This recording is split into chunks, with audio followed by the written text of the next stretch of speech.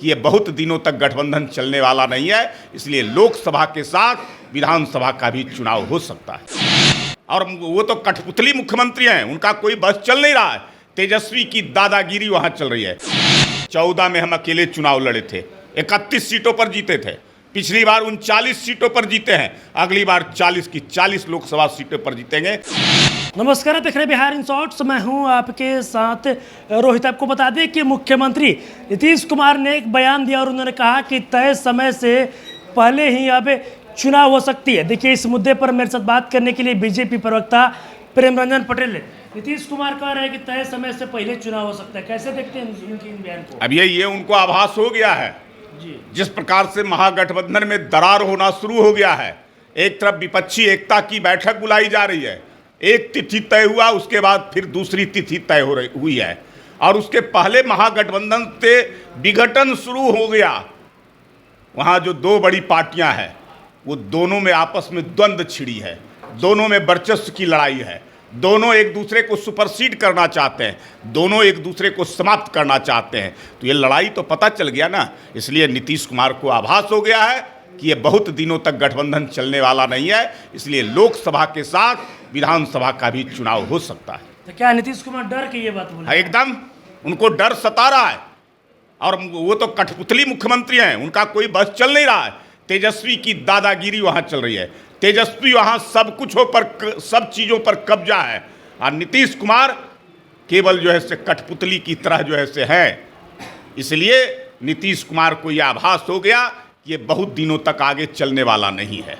अच्छा, एक मेरा और क्वेश्चन है। जिस तरीके से 23 जून को विपक्षी दलों की बैठक होने वाली है, उसके बाद बीजेपी के राष्ट्रीय अध्यक्ष जेपी नड्डा और अमित शाह भी आ रहे हैं। अमित शाह मुंगेर जाएंगे, इसको लेकर लगातार हमारा कार्यक्रम चल रहा है जी। 30 मई से 30 जून तक महाजनसंपर्क अभियान, और उस अभियान के तहत हम कार्यक्रम कर रहे हैं। सभी लोकसभा क्षेत्रों में हम रैलियां कर रहे हैं, सभा कर रहे हैं।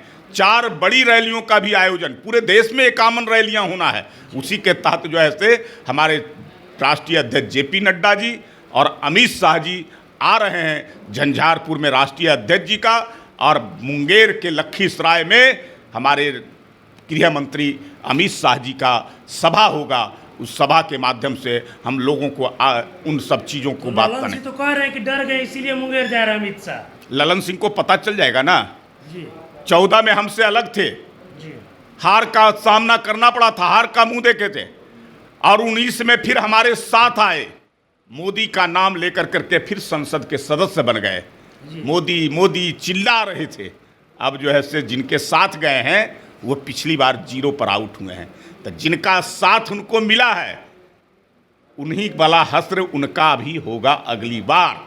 और ललन सिंह को पता चल जाएगा औकात कि मोदी का विरोध करना क्या होता है। मोदी के नाम लेकर मतलब ललन सिंह जीतते थे? निश्चित तौर पे 19 का चुनाव मोदी के कारण जीते थे, मोदी का नाम लेकर करके, और 14 में हारे थे।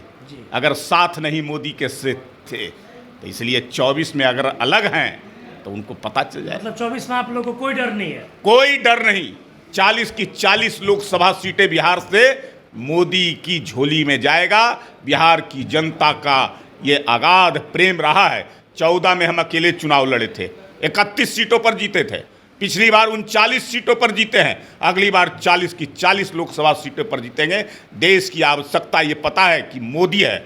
मोदी जिस प्रकार डिलीवरी सिस्टम के साथ लोगों को योजनाएं बना करके उनके घरों तक पहुंचाने का काम किया है, जो 9 वर्षों में जितना उन्होंने काम किया है, आज़ादी के बाद शायद उतना काम नहीं हुआ था। उन लोगों को जिनको किसी प्रकार का कोई लाभ नहीं मिला था, उनको भी लाभ देने का काम सरकार की योजनाओं का मिला है।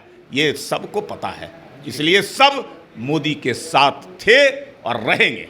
चलिए, तभी आपने देखा मेरे साथ बीजेपी प्रवक्ता प्रेमरंजन पटेल थे। आपको बता दें कि जिस तरीके से मुख्यमंत्री नीतीश कुमार ने बयान दिया था कि तय समय से पहले ही चुनाव हो सकता है, इसको लेकर प्रेमरंजन पटेल ने साफ साफ कह दिया है कि मुख्यमंत्री नीतीश कुमार पूरी तरीके से डर चुके हैं। उनको इस बात का आभास हो चुका है कि महागठबंधन में अब ठीक सब कुछ नहीं है, इसीलिए वो इस तरीके का बयान दिया। और वहीं आपको बता दें कि जिस तरीके से 23 जून के बैठक के बाद जो बीजेपी के राष्ट्रीय अध्यक्ष हैं वो भी आने वाले हैं और केंद्रीय गृह मंत्री अमित शाह का भी दौरा होना है बिहार में। इसको लेकर भी इन्होंने, जो जदयू के राष्ट्रीय अध्यक्ष हैं ललन सिंह, उसको साफ साफ चुनौती देते नजर आ रहे हैं कि जो ललन सिंह है वो मोदी के नाम पर जीते हैं। अगर इस बार ललन सिंह में हिम्मत है तो 24 में चुनाव जीतकर दिखाए। और वही नहीं, साफ साफ दावा भी कर दिया कि 2024 में 40 में से 40 सीट बिहार में बीजेपी जीतेगी।